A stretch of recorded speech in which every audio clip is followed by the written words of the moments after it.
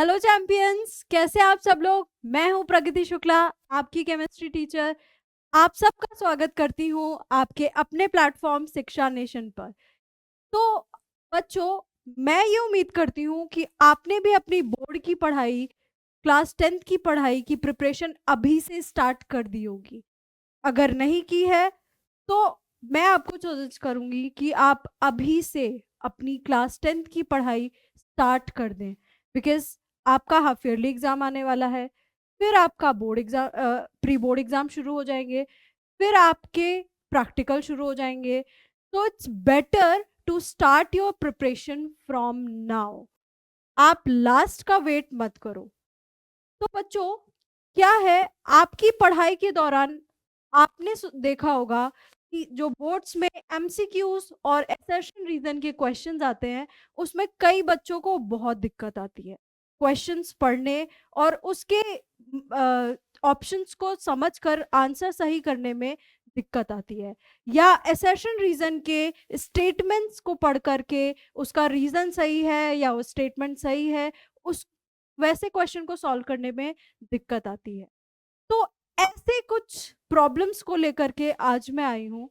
ये प्रॉब्लम्स बच्चों तभी आती है जब आपने किसी भी सब्जेक्ट के कॉन्सेप्ट को नहीं पकड़ा, आपने सब्जेक्ट्स नहीं सीखा, आपने सिर्फ रट के, उतने थ्योरी पार्ट को रट के सिर्फ लिखा और उसके कॉन्सेप्ट्स को ना पढ़ के ऐसे ही एग्जाम देने चले, तो आपको ये दिक्कत आएगी। आपने एनसीईआरटी को अच्छे से नहीं पढ़ा तो भी आपको ये दिक्कत आएगी। तो in this video I am going to discuss about how to solve these problem. बच्चों, सबसे पहले आपको अपने सब्जेक्ट के कॉन्सेप्ट को सीखना है। Apart from your exams, you have to try to learn the concepts behind every topic of every subject. इसके लिए एनसीईआरटी आपकी बेहतरीन मदद कर सकती है। तो आपने एनसीईआरटी पढ़ी होगी, बट अच्छे से पढ़ी है या नहीं पढ़ी है वो तभी पता चलता है जब आप क्वेश्चन सॉल्व करते हो। जब आप क्वेश्चन सॉल्व करोगे तो आप देखोगे कि आपसे क्वेश्चंस हो रहे हैं, specially the MCQs and assertion. तो आइए हम डिस्कस करते हैं कि कैसे एनसीईआरटी को अच्छे से पढ़ा जाए, how to read NCERT effectively so that you can get a good marks on your board exams, especially in the MCQs, assertion reason, short and long ones. So let's start the video. So बच्चों, NCERT को कैसे इफेक्टली पढ़ सकते हैं, उसके लिए हमारे पास 3 major points है। Let's discuss. First is lecture, reading and highlighting, in-text questions and activity.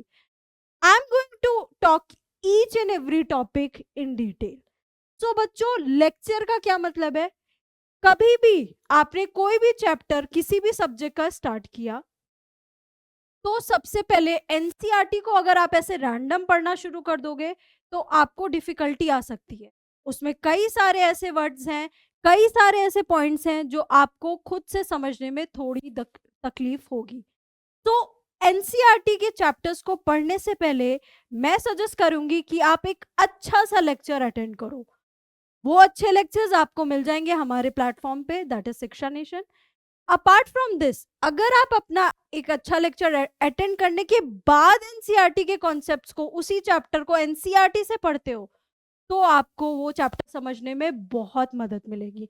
Trust me students, this is the fact. Okay, एक अच्छा लेक्चर अटेंड किया आपने, एक शॉर्ट नोट्स बना लिया, फाइन। उसके बाद आप उसी टॉपिक को एनसीईआरटी में खोलो एंड पढ़ो। ठीक है, अब पढ़ने के लिए भी हम क्या क्या उसमें कर सकते हैं। It's not an easy thing you are reading line by line just like a story. No, it's not the story book. You are reading science, you are reading maths, right? So second is reading and highlighting. How we can do that? Suppose this is the chapter. I'm here talking about the chemistry, but you can follow these things in all subjects. Okay? So जैसे हमारा acid base and salt है, तो हम क्या करेंगे, ये एक chapter है, आपने इस चैप्टर का एक अच्छा लेक्चर अटेंड किया, फिर आपने इसको पढ़ना शुरू किया एनसीईआरटी बुक से। तो सबसे पहले आप क्या करोगे, आप चैप्टर को तो पढ़ोगे, आप लाइन वाइज लाइन पढ़ रहे हो, और यहाँ पर इस तरीके से आप हाईलाइट करोगे। अच्छा, हाईलाइट भी कैसे करते हैं, ये भी एक टास्क है। बहुत से बच्चे ऐसे होते हैं जो हर एक स्टेटमेंट को हाईलाइट करेंगे। नो, ये नहीं करना आपको।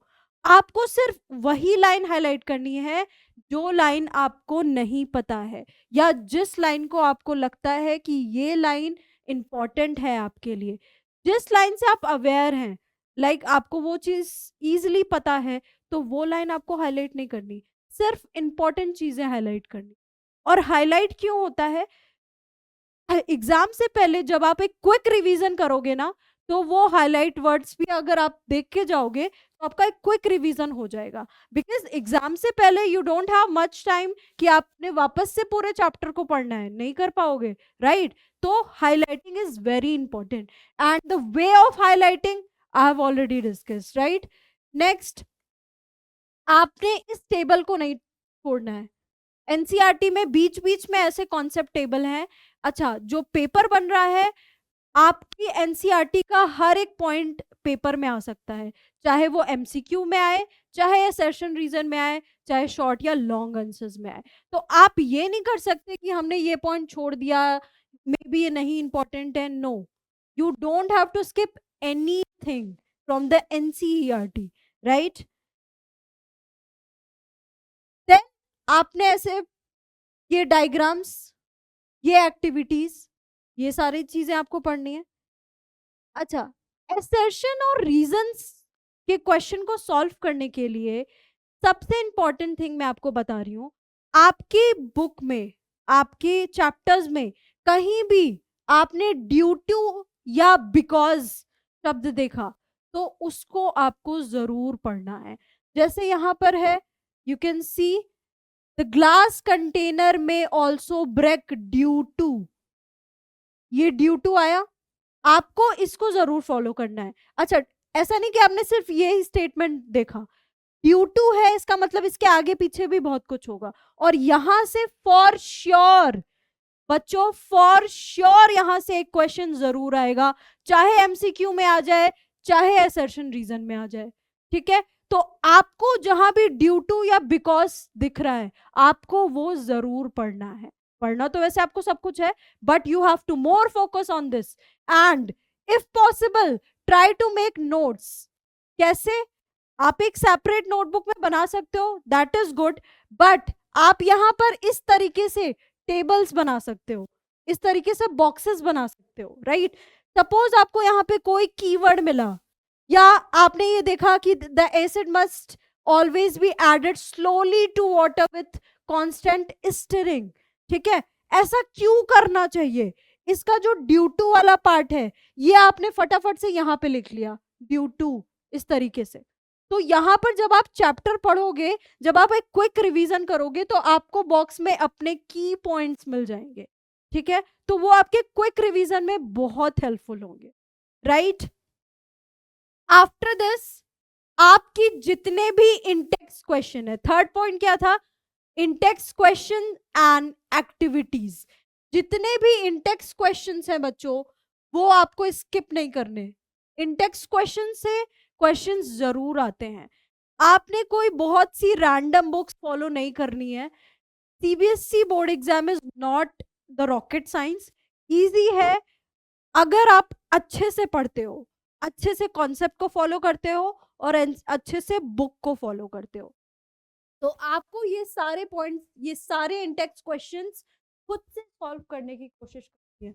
खुद से सॉल्व करना मतलब आपने क्वेश्चन पढ़ा, आपको आंसर आता है, आपने लिखा, फाइन, बट अगर आपको क्वेश्चन का आंसर नहीं आ रहा है, तो try to find the answer in the statement.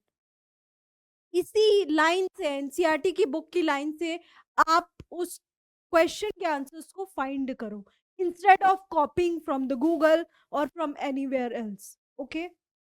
any diagram is there, especially in the biology part, any diagram is there, you have to follow that diagram, the labeling part, everything, okay? You make the box for the notes. So बच्चों, that's it. अगर आपने ये सारे concepts follow किए, ये सारे points follow किए, जो 3 मेथड्स मैंने आपको बताए हैं एनसीईआरटी पढ़ने के, तो I am very sure you are going to rock on in the board exam. Okay, that's it students, thank you so much. ऐसे ही और कॉन्सेप्ट्स और जानकारी के लिए please subscribe to our channel Shiksha. Thank you students.